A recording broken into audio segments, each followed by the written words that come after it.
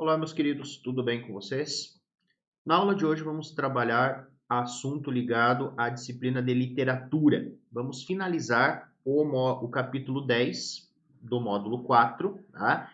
Finalizaremos falando sobre alguns autores do momento chamado arcadismo, tá?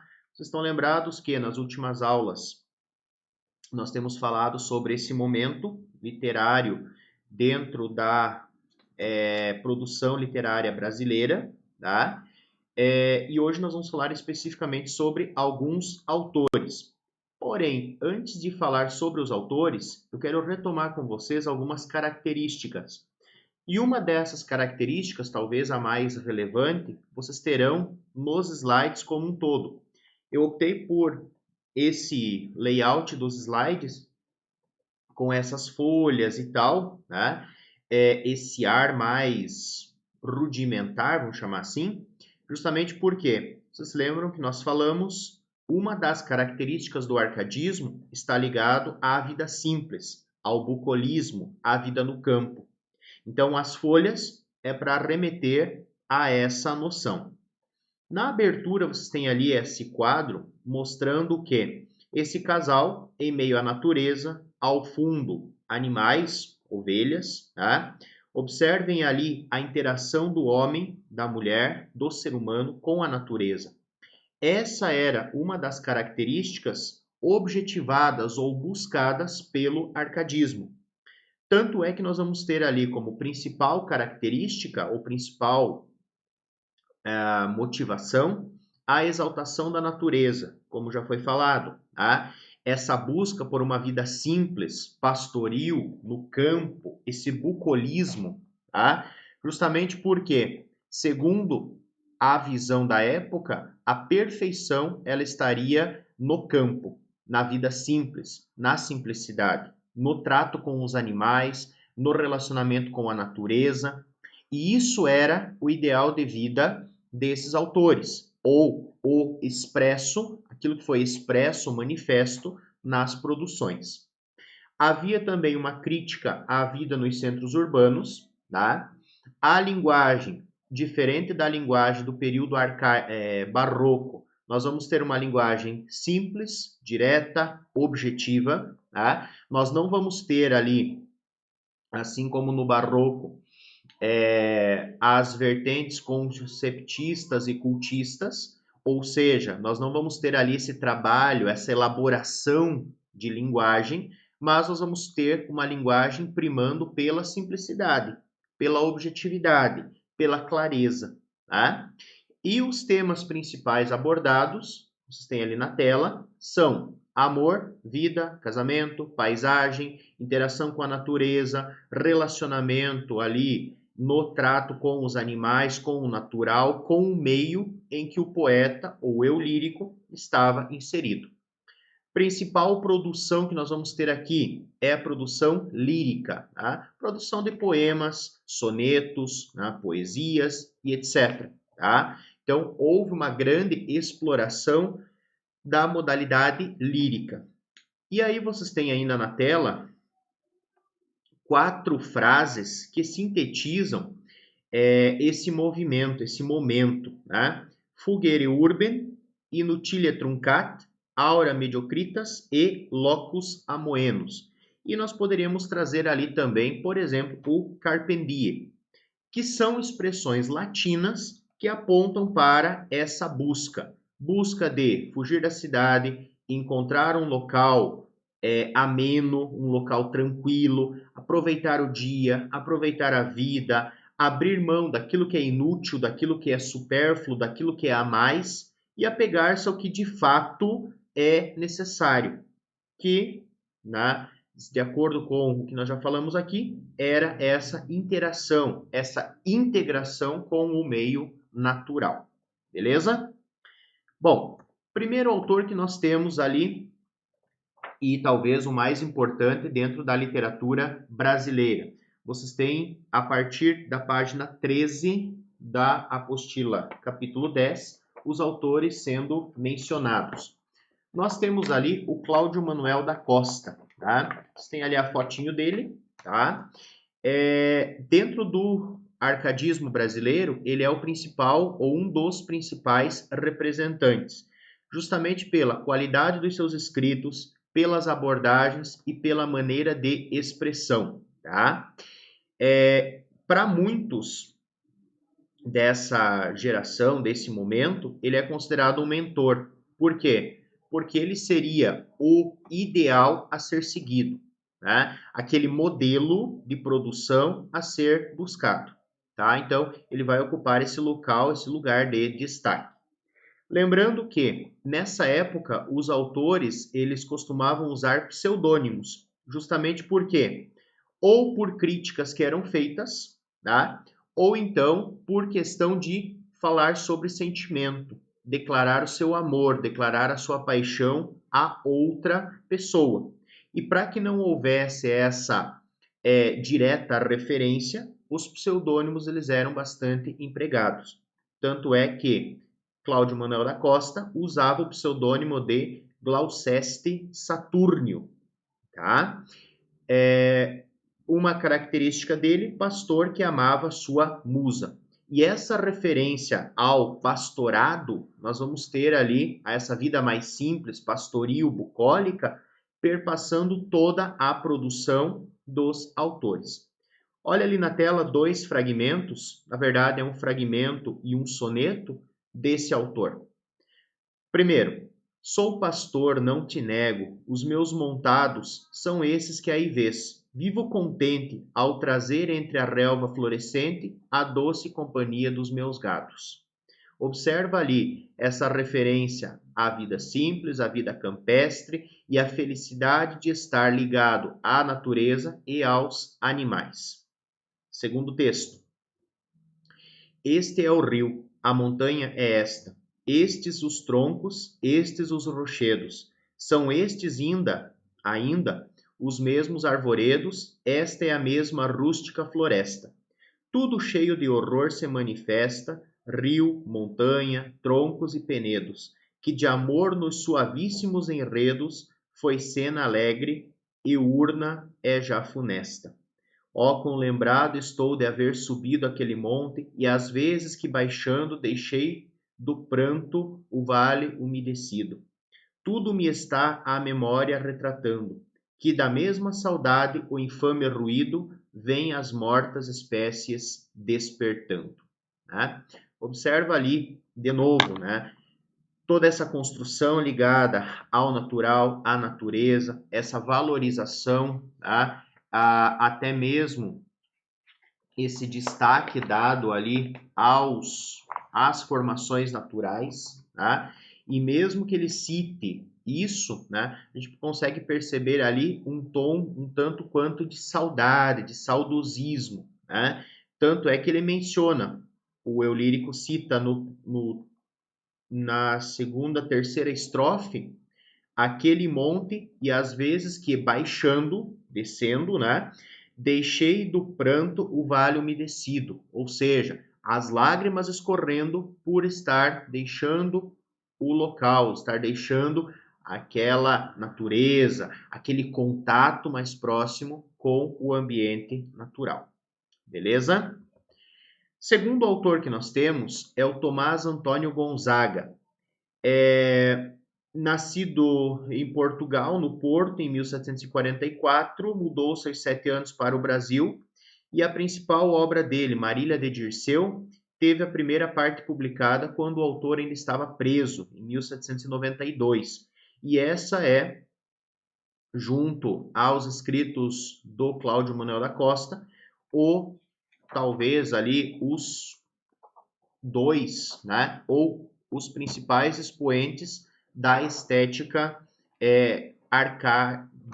do arcadismo no Brasil. O pseudônimo usado por ele, Dirceu, por isso o nome da obra, Marília de Dirceu, né? E esse Dirceu, ele era apaixonado por Marília.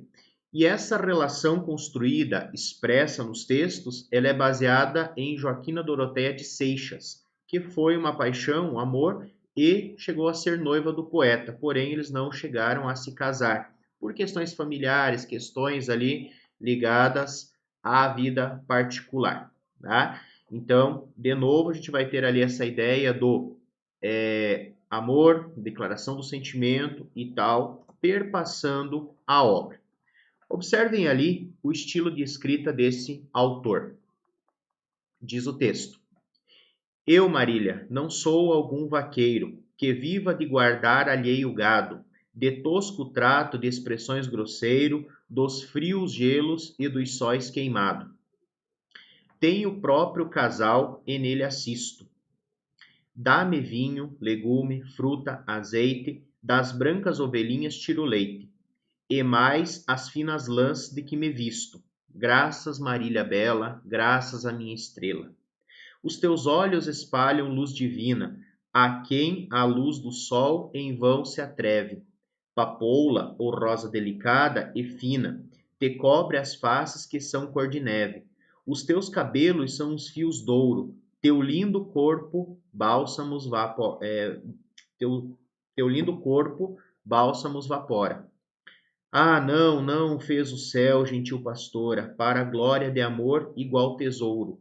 Graças, Marília bela, graças à minha estrela. Novamente, né, nós temos referência aos elementos bucólicos do campo, essa valorização, essa simplicidade. Tanto é que nós temos ali, quando ele fala, dá-me vinho, legume, fruta, azeite, das ovelhas a lã, com a qual eu me visto, compara a sua amada a essa formação, né? Uma flor campestre, um elemento de singular beleza, certo? E observem que já no início ele declara quem ele é. Eu, Marília, não sou algum vaqueiro que viva de guardar alheio gado, tá? Ou seja, eu tenho ali o próprio gado, né? Eu não sou daqueles que trabalha talvez como empregado e tal, mas eu tenho, né, as minhas posses, eu tenho aquilo que me é necessário. E um outro detalhe, né, interessante é nós observarmos ali essa valorização ou esse destaque dado à musa, tá? Então, a mesma valorização, essa mesma ideia de uma musa, daquele amor perfeito e etc., que nós tínhamos na época clássica, nós temos aqui de novo. Tanto é que você tem ali, na segunda estrofe, sendo citada, né?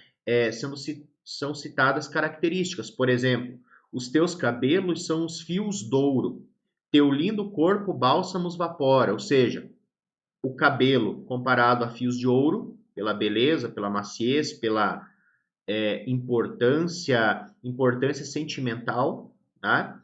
E do corpo saem bálsamos, saem cheiros, saem aromas que geram essa paixão, tá? Então observem essas construções, tá?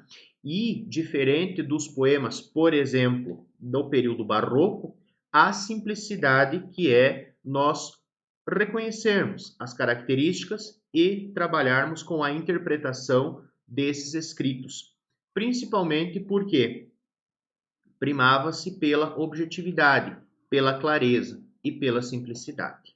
Beleza? Terceiro autor que nós temos é o Basílio da Gama, ou José Basílio da Gama, o nome completo. Nascido em Minas Gerais, 1741, até 1759 estudou no Rio de Janeiro com os jesuítas, e aí depois foi para a Itália em 1760, regressando ao Brasil em 1767.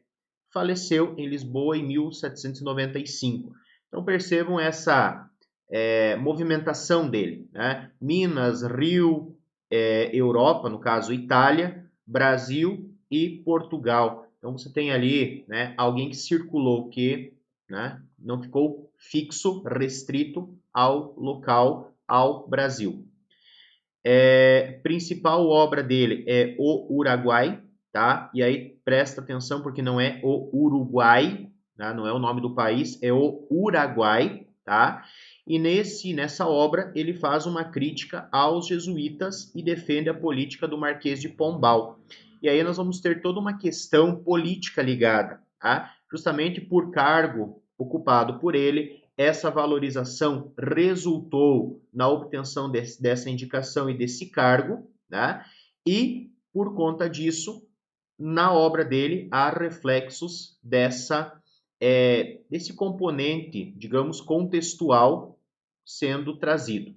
E o pseudônimo usado por ele era Termindo Cipílio, tá? Então esse é o pseudônimo, embora dos autores que nós citamos até agora, o Basílio da Gama, o pseudônimo dele não seja tão relevante, não é de tão grande destaque. No caso do Tomás Antônio Gonzaga com o Dirceu e o Cláudio Manuel da Costa com o Gloucester Saturnio, nós temos tanto o nome original quanto o pseudônimo tendo menção, sendo de conhecimento. No caso do Basílio da Gama, o conhecimento fica por conta do sobrenome, Basílio da Gama, né? O pseudônimo, ele não é mencionado, ele não é citado com tanta ênfase, assim como em livros, etc., ele não é, assim, explorado com tamanha ênfase, ok? Bom, vamos lá ver alguns fragmentos escritos por ele. Cansada de viver, tinha escolhido para morrer a mísera lindóia, lá reclinada como que dormia, na branda relva e nas mimosas flores. Tinha a face na mão e a mão no tronco de um fúnebre cipreste que espalhava melancólica sombra. Mais de perto descobrem que se enrola no seu corpo verde serpente e que lhe passeia e cinge pescoço e braços e lhe lambe o seio. Né? Aqui nós temos uma referência ali à morte da Índia, né, que é narrada nesse livro O Uruguai. E aí observem novamente toda essa menção, toda essa citação à natureza, à relva, e aqui um elemento novo que é citado, que é a questão do índio, do indígena, que até então não havia entrado, digamos, como tema desse período, ou não com tanta ênfase. Segundo fragmento. Na idade em que eu, brincando entre os pastores, andava pela mão e mal andava, uma ninfa comigo então brincava, da mesma idade bela como as flores. Eu com vê-la sentia mil ardores, ela punha-se a olhar e não falava.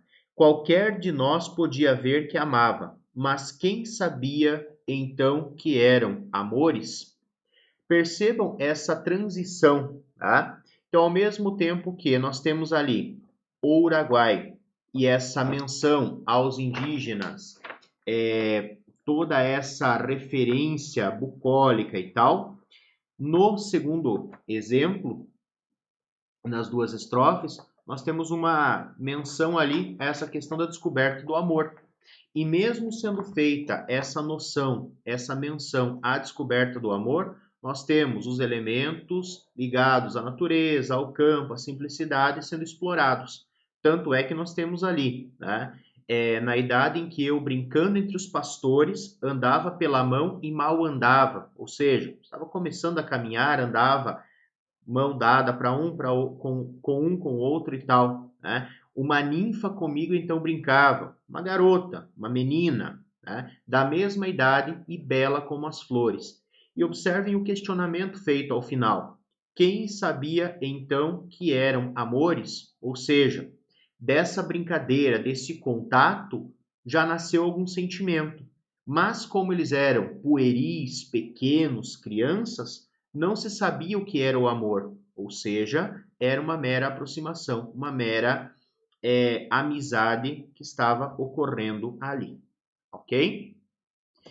E chegamos ao nosso último autor, que é o Frei José de Santa Rita Durão, e aqui nós temos um religioso, né? O próprio título, Frei, já identifica. O principal nome conhecido dele é Santa Rita Durão, embora alguns achem que Santa Rita Durão seja uma mulher, não é, é um frei, né? justamente porque ele é conhecido apenas pelo sobrenome, há essa confusão. Nascido em Minas Gerais, 1722, estudou com os jesuítas no Rio de Janeiro e mais tarde cursou teologia na Universidade de Coimbra, em Portugal. Lá obteve o grau de doutor e também trabalhou nessa instituição, né, sendo um dos cátedras de lá. Além de Portugal, passou pela Espanha, França e Itália e em 1777 retornou a Portugal, onde em 1784 faleceu, né, em Lisboa. Então aqui a gente vai ter o nascimento sendo no Brasil e praticamente toda a vida e tal sendo relacionada ou estando relacionada à Europa. Principal obra, Caramuru, é um poema épico sobre o descobrimento da Bahia. Inclusive tem uma adaptação dessa obra, se eu não estou enganado, é Caramuru, a Invenção do Brasil, que virou filme, série e tal na Rede Globo. Tá? E esse texto foi publicado em 1781. Para alguns autores, para alguns críticos, esse autor ele é considerado um dos precursores do indianismo no Brasil, justamente pela forma como ele vai abordar o indígena, valorizar esse indígena e reconstruir, né, essa noção. Então, fiquem atentos a esse detalhe, tá? Além de você ter ali uma menção, né, aos elementos naturais, paixões, simplicidade, etc, etc, que nós falamos até aqui, você tem um detalhe ali sendo trazido, sendo citado com relação aos indígenas. Vamos lá para os fragmentos. Copiosa multidão da nau francesa corre a ver o espetáculo assombrada, e ignorando a ocasião de estranha empresa, pasma da turba feminil que nada. Uma que as mais precede em gentileza, não vinha menos bela do que irada. Era a Moema, que de inveja geme, e já vizinha a nau se apega ao leme. Perde o lume dos olhos, pasma e treme, pálida a cor, o aspecto moribundo. Com mão já sem vigor, soltando o leme, entre as salsas escuma desce ao fundo. Mas na onda do mar, que irado freme, tornando a aparecer desde o profundo. Ah, Diogo cruel, disse com mágoa, e sem mais vista ser, sorveu-se nágua. Observem ali, essa narrativa, essa menção ali a esse perecer, né, da Índia, tá?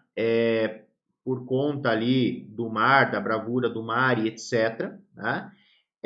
E um detalhe importante aqui é nós observarmos essa narrativa, né, construída por ele.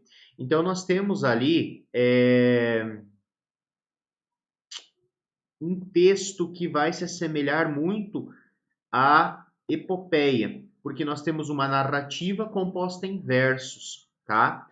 O detalhe fica por conta de que a epopeia em si exalta a bravura, a coragem, a destreza de um povo. E aqui nós vamos ter essa narrativa dessa descoberta e construção ali da Bahia, ok?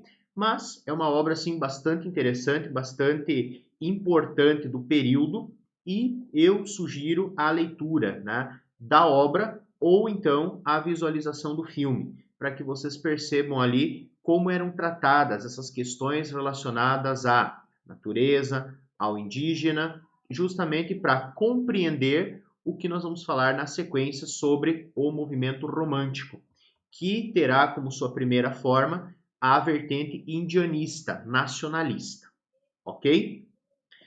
Meus queridos, para nós finalizarmos, vocês têm ali as atividades a serem feitas, páginas 18 a 20 e 21 a 30. Com isso, nós encerramos a apostila 10, tá? Caso tenha ficado alguma dúvida, entre em contato, manda e-mail para que eu consiga auxiliá-los. Na semana que vem, nós faremos a correção naquele mesmo esquema das unidades anteriores. Eu vou escolher algumas questões ali para que nós façamos a discussão e façamos a correção. Só é importante que vocês façam as atividades, tá? Não deixem de fazê-las. Primeiro, pelo conhecimento, pela revisão e pela preparação que as atividades permitem que vocês tenham, tá? E deem um destaque especial às questões dissertativas e também àquelas que envolvem fragmento de texto.